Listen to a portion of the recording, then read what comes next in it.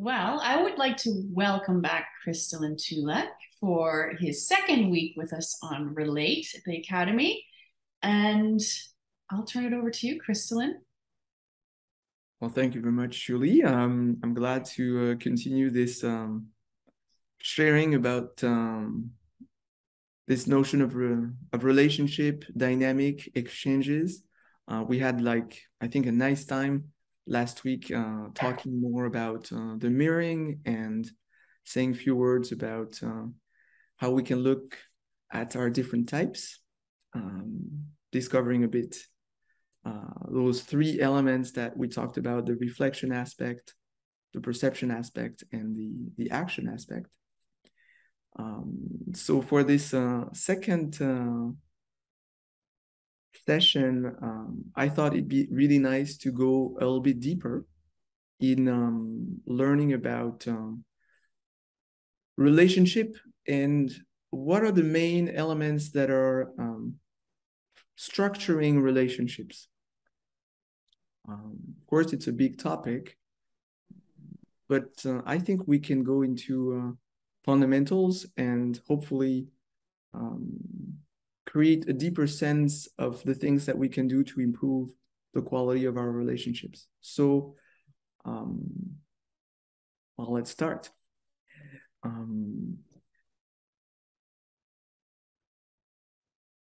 When we mentioned the mirroring last week, the whole idea was to develop an attitude of appreciation and gratitude to the people around us and to focus on their qualities.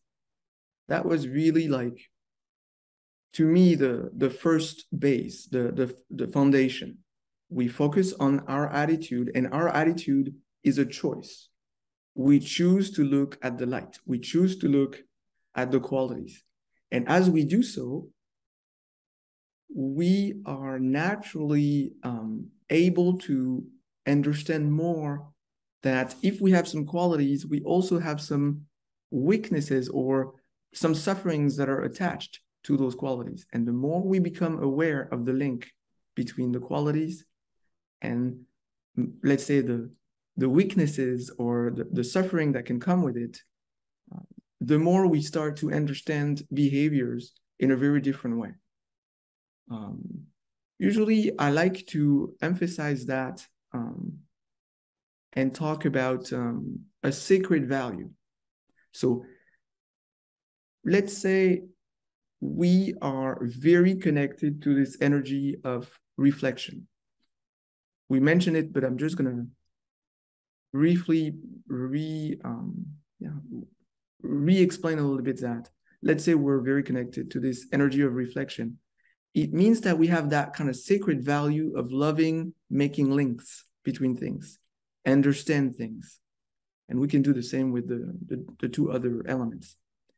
So there's a weakness in this tendency or this desire to make links. Sometimes we are in situations where we cannot make links. It's too complex, it's too deep, too vast, and it creates a sense of confusion. That confusion, because we are not able to understand what's going on, can be really paralyzing, really blocking us. And that's the weakness of being very connected to this sacred value of understanding. So when you really want to understand things, and it's really a sacred value, something very important, and you don't, drama comes into your system. It's like, what I'm going to do? I don't understand what's going on. And you paralyze, you freeze, you don't like it. And if people are trying to push you to move forward, you just protest. You say, well, I need time. Give me time, because it doesn't make sense to me. So it can be a problem for people who are really connected to reflection, because sometimes they feel overwhelmed mentally, and that becomes a source of sometimes weird reactions. So, and it's the same for all the different types, perception types. Maybe I can say maybe few words on this so that we can just feel all included here, not just the reflection types. So perception types, those are the ones that love connection, whether it's about inner connection, feeling connected from within, or connection to others. So when they feel separated from people they love, then it's the drama. When they feel that they won't be able to reach the people that are very dear to them, it becomes really, really challenging. So the fear of separation is a very,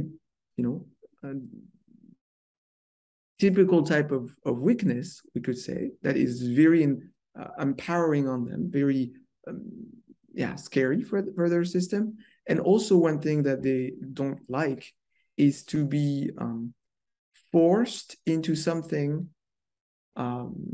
It's not an aspect of understanding or not, but it's an aspect of not really feeling the choice to do it or not. It's more like the freedom to choose. Sometimes people around us are really clear about what has to be done. And they say, well, now it's time to do this or that.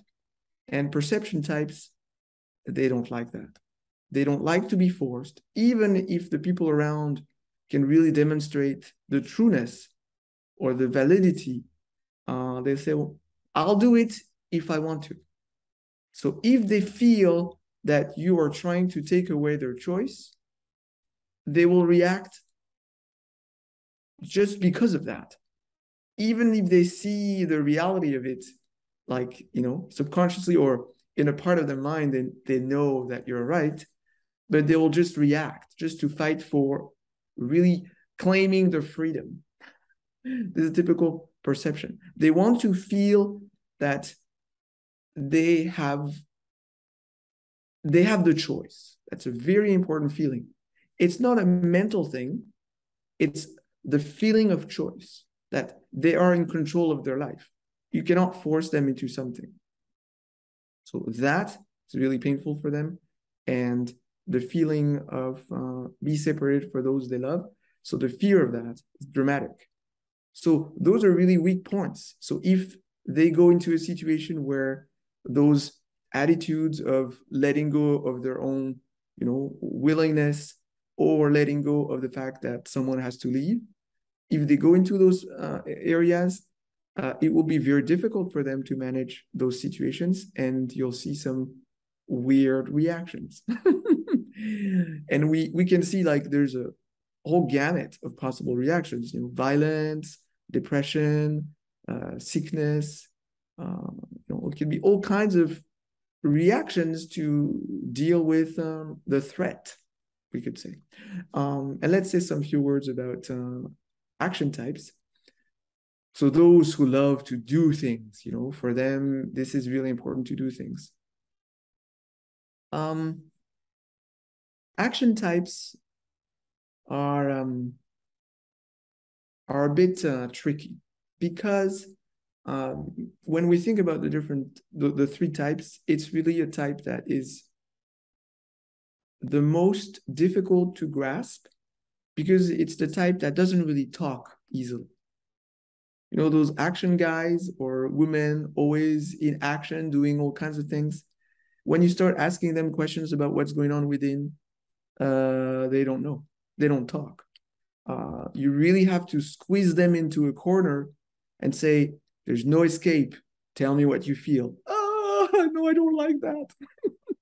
So if you're around action types, you'll notice that it's very difficult for them to express their deep feelings and their deep thoughts. They usually don't like to express, because they don't really know exactly how they will be able to explain it the way they deeply feel it. So it's difficult for them to express the depth of what they experience within. So they usually don't talk. They say, well, I don't know how to explain what I feel. So yeah, let's just move on and let's just do something together, and hopefully you'll get it as we go, And usually this is typical for men. Action type men, Don't ask them to explain what they feel. Don't ask them to be very expressive of their love. Very hard for them. So it's something that has to be seen from what they do. It's much easier. They communicate this way much more easily. So that's a good example. If you are with an action type person and you are living with them, be very gentle in terms of asking them to speak their truth or their feelings. Try to learn more to understand their message through their actions, through their eyes, through their, that's much easier to connect with them and to create a space of comfort so that gradually they will say some few things more and more, but they're very sensitive there. So I would like to add another thing for action types is that they have a very deep sense of truth.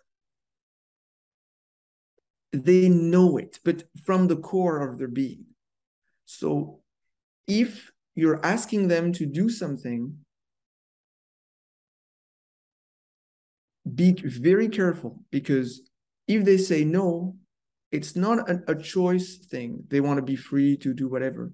It's not about the elements that has been explained. Is that deep down they sense that it's not right. So action types are the most connected to the truth, but they won't be able to explain it. So that's the problem. So for them, what is very difficult is when they are faced with something unauthentic or untrue, like not right, even though they may not be able to explain it, they will react. So that could be very problematic because they react to some things and they're not able to explain it necessarily.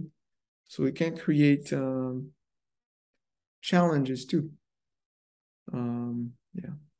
So we talked about those different types as a gentle opening to realize that even though we want to have a great attitude towards people, we need to learn some elements, some notions to be able to acknowledge, identify behaviors in a way that allows communication to be improved. So for me, connection and communication, first of all, it's an attitude, this choice that we make to look at the light, to look at the beauty aspect of people, and then understand also the weakness, and then necessarily understand more why those behaviors are manifesting. So that to me is a big thing. And the next step after attitude is learning more about different elements that are very important to understand the dynamic that takes place. So for example, as I said, learning about types really allow us to much quicker have a much better interpretation of the behavior. That really, really helps. But there are also some other aspects than types. Types, we could say it's about character. It's about, our different way of behaving. But there are two other big elements that I would like to talk about to have a deeper understanding of why we react this way or that way, and allowing us to be even closer to the light that we all carry. So the second part I would like to emphasize is it's a part that I think could be really worth sharing, which is taking into consideration the gender aspect, the biological aspects of who we are. So if we are from masculine gender or feminine gender, this will also have an aspect of influence in the relationship that we can have. So types is one thing, but gender is another thing. To realize that if we have this biological type, masculine or feminine, it will change our hormonal system. It will change the way we subconsciously approach things, understand things. And this is also something to consider and see the gifts of each type, same thing, but also the weaknesses of each type. And when I say type, I mean gender, we could say, so to not mix things. So another journey that I think could be really nice to develop is discovering what is the quality of masculine gender and feminine gender. And as we learn this more, we also can see the weaknesses. It's I think there are very general things that we can find. So I'm not necessarily developed that too much, but I think it's a big component to also keep in mind. And I'm mentioning this because sometimes, especially nowadays, we tend to, there's a desire to not really emphasize too much the genders. Society right now is really trying to create a sense of equity, and I think this intent is great, but if the intent overpass the reality of this biological influence, then it becomes not really so favorable in terms of the experience that we can have with each other. So I think it's also worth exploring, learning about those different aspects of qualities and weaknesses of the genders, and that just add another layer of understanding in terms of behaviors and in our ability to really emphasize the gifts that people have.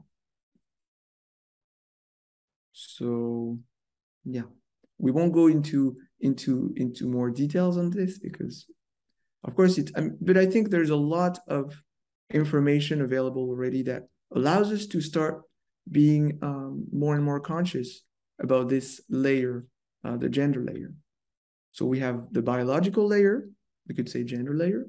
We have the psychological layer that has to do with personality types, which is another layer. So you can be, more like biologically masculine, but psychologically much more feminine, for example, if we say that in this way, or with, a personality type that could be more related to feminine qualities. So those are two different layers, and we definitely have to, consider them. And another layer, a third layer that I really wanted to talk more today about is the layer of consciousness. This is, I would say, a very sensitive topic because consciousness is not necessarily so easily defined, but we'll use examples to address that. So for example, we know that a parent is more conscious than a child. Why? Because he's taking the responsibility to make sure that the child is okay. He's protecting the child, feeding the child, educating the child, guiding the child. So someone more conscious is the one that takes care, love, educate, guide, have more understanding about what's going on. So consciousness is also something very important to identify in the situations we're in, because this is very obvious in general when we talk about parents and children. That's of course it's very obvious. But when we move into adult relationships, this becomes much more subtle. You'll say, well, but if we compare,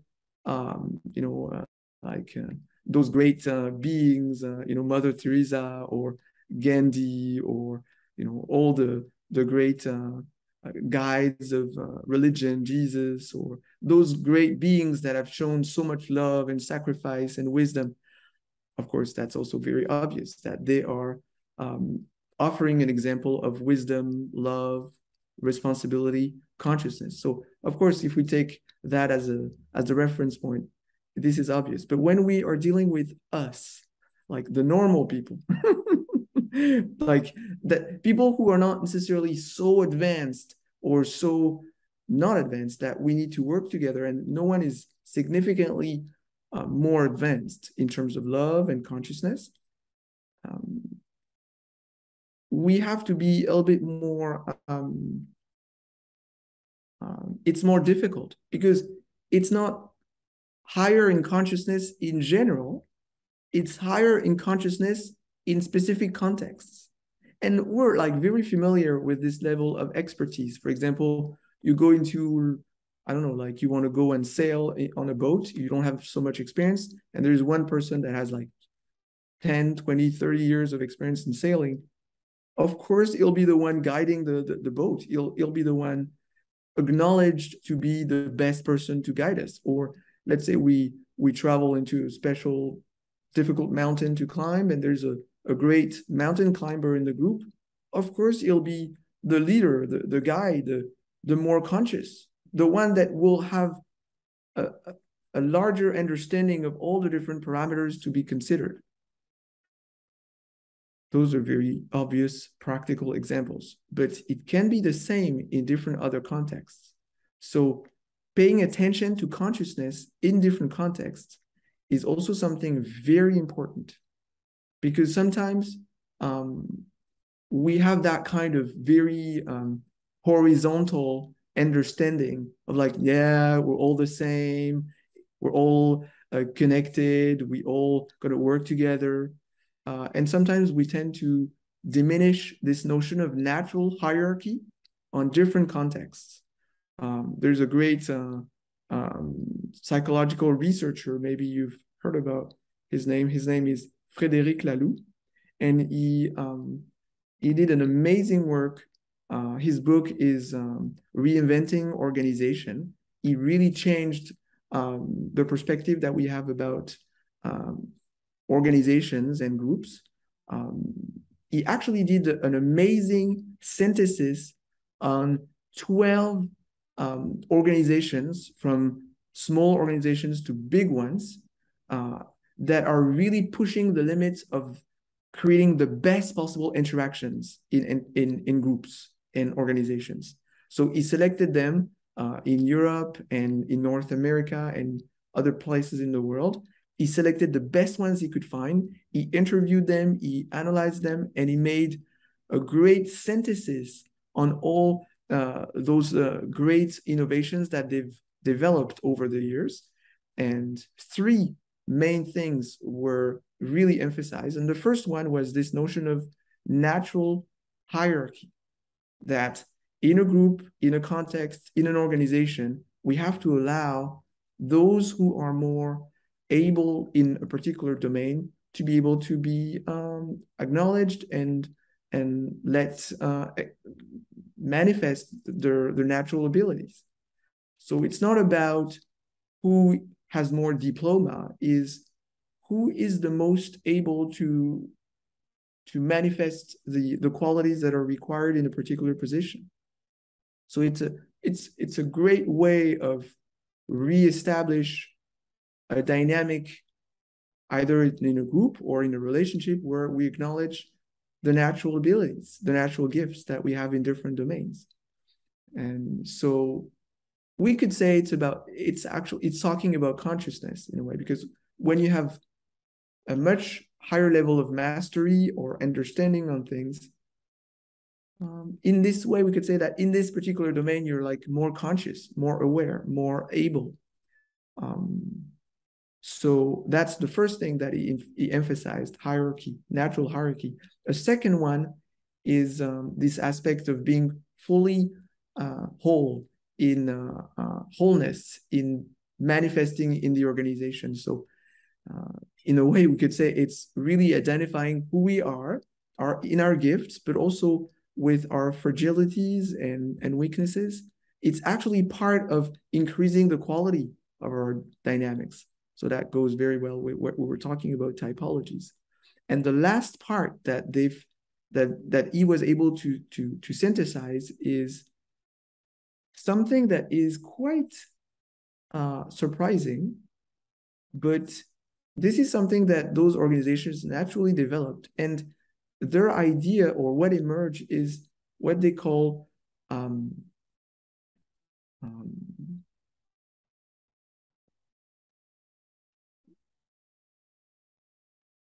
yeah, I'm not finding the exact word here. But I'm going to describe it because the name is one thing, but it's much more important to understand what it means. It's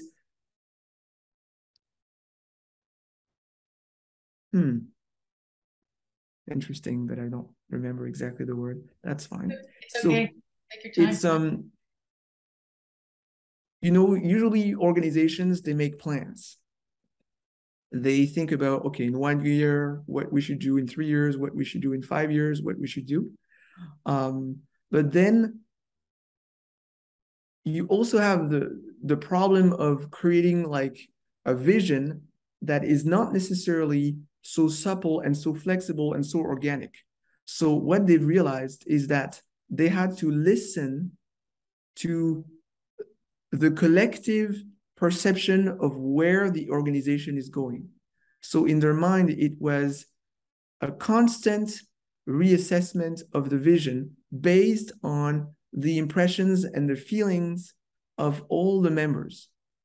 So it was like an evolutive purpose. That's the word. Now I'm finding it again. So the purpose was in constant evolution. And that's in a way scary because people want to see, in advance what's going to come. And it's easier to make investments and to strategize and to feel safer.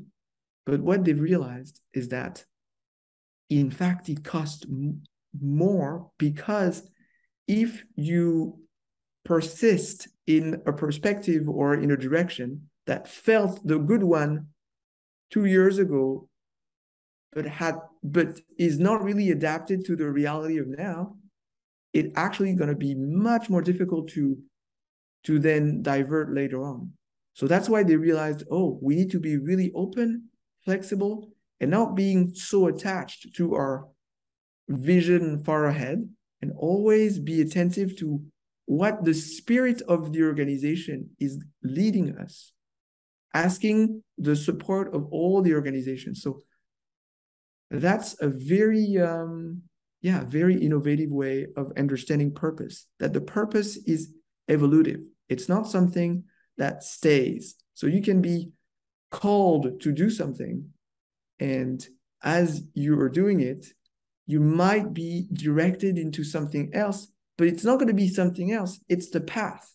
You want to go somewhere, you might go into a direction, then you might have to turn right or left to, escape something or move away from like a wall or, or trouble. And that will force you to move into somewhere else, but it's not going to change the ultimate goal. So the ultimate goal doesn't really change, but the path to go there probably will. And so they've discovered that. And I think it's a great it's a great way to start being aware of that deep guidance that sometimes comes within us and that pushes us to do some changes that sometimes are very difficult to understand for the people around us. Well, they've actually moved to make it as a whole, as a group, in the whole organization. And they've realized that it was very successful for them. So, Frédéric Laloux, a great researcher on this domain of organization that I think could be a great element to add if you want to know more about organization work with those relationship dynamic aspects. So for me, those 3 layers that we talked about, biological with the gender aspect, the psychological with the different types, and the consciousness aspect are really three elements to start taking into consideration when you are dealing with a relational issue with someone or some people, and you could check, okay, what is really affecting me here? Is it that some qualities in me or in them are not really seen because of the gender aspect? Could be all kinds of situations. I'm not honored, or they are not honored and they react because of the gender aspect, whether it's because of types and sacred values. So if someone has this very sacred value, for example, of keeping tradition, let's say, this is a sacred value. When you really want to keep tradition, you really want to keep the things that have been done forever. You really want to honor the way things have been done for a long time. And you meet someone that is really like all about change. Those are sacred values. So when someone that is really about keeping the tradition meets someone that is all about change, it's a challenge. And why? Because they don't want to, well, because they're not aware of their sacred value. If the one that is about change was aware that he is really connected to that sacred value, and if the one about keeping tradition and respect the past was aware that this is a sacred value, then they can just say, well, this is my sacred value, this is your sacred value, how can we work something around? But when the problem is established this way, then even the one that wants to change everything can understand also that there are some things valuable in the past. So, when we are naming things based on the sacred value, everybody can agree with each other. But when we are talking about the externalized way of doing things, then it's impossible to realize what the people are really meaning deep down. When someone says, let's go right, and someone says, let's go left, they don't say why they say that. But if they say, oh, I want to go left because I feel it honors my sacred value of tradition. And if that's funny that I talk about right and left. I should have inverted them. So if we say the one that it goes right, usually the right people are more conservationist. They are more about conservation. And those who are in the left, especially in the political parties now, the left is more progressive and changing, and usually. So if they put down their sacred values, then they can work something out, because they will realize that we need both. We need, progressive evolution, change, but we also need anchoring, foundation, tradition. We need both. When we talk at the sacred value level, we can always harmonize. When we go down into practicalities and we forget to talk about those subconscious intents, we won't be able to understand each other, because we are so much into the practicalities that we don't really understand why people are pushing this or that way.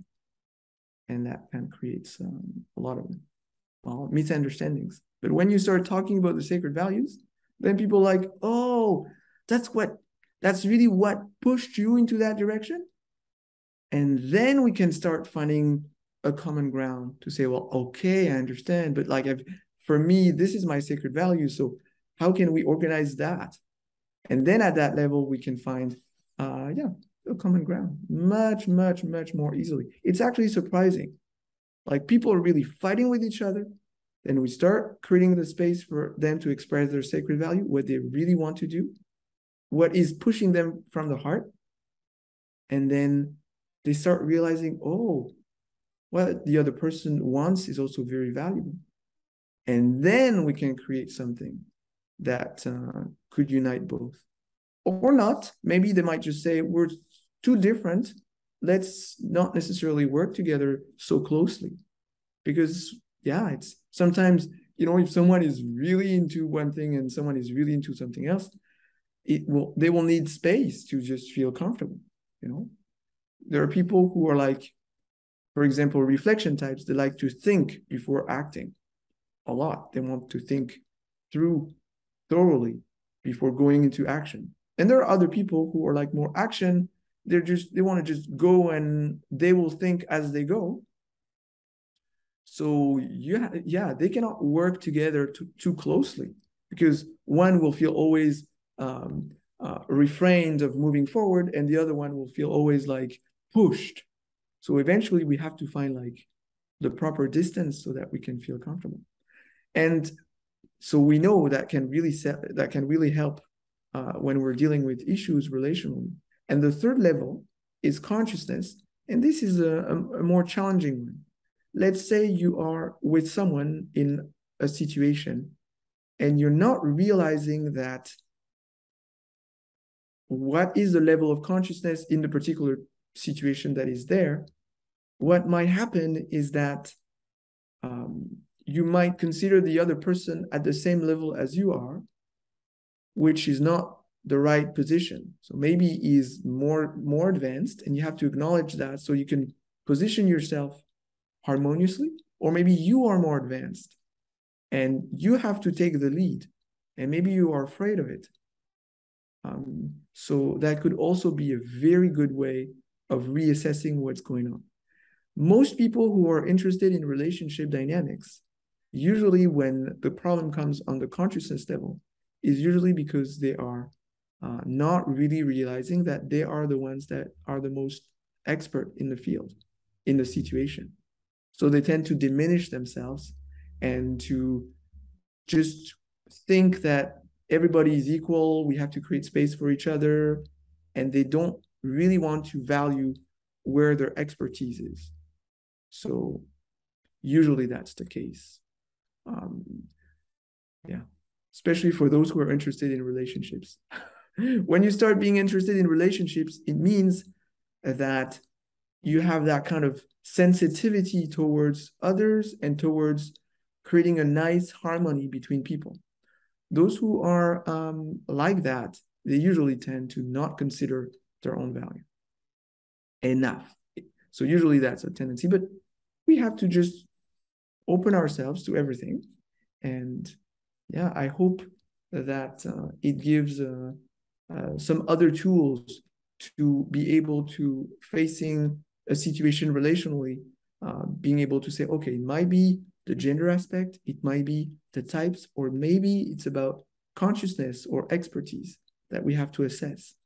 And hopefully that can help improve the qualities. So yeah, I would say those are really nice elements. Of course, we could talk more about it, but I guess I don't know if there are questions or.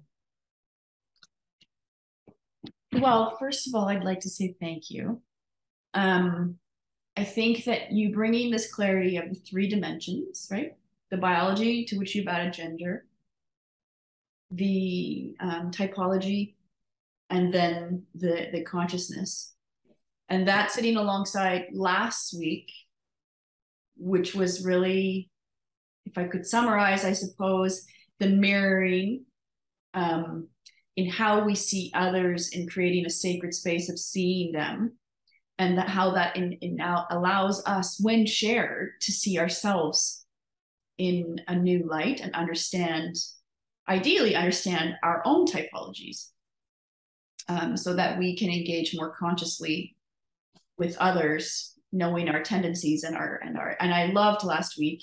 I've thought a lot about it since, the island discussion of how does one just very quickly come into knowing their natural typology or their predominant typology, and the island experiment of, what kind of vacation would you design by yourself on an island?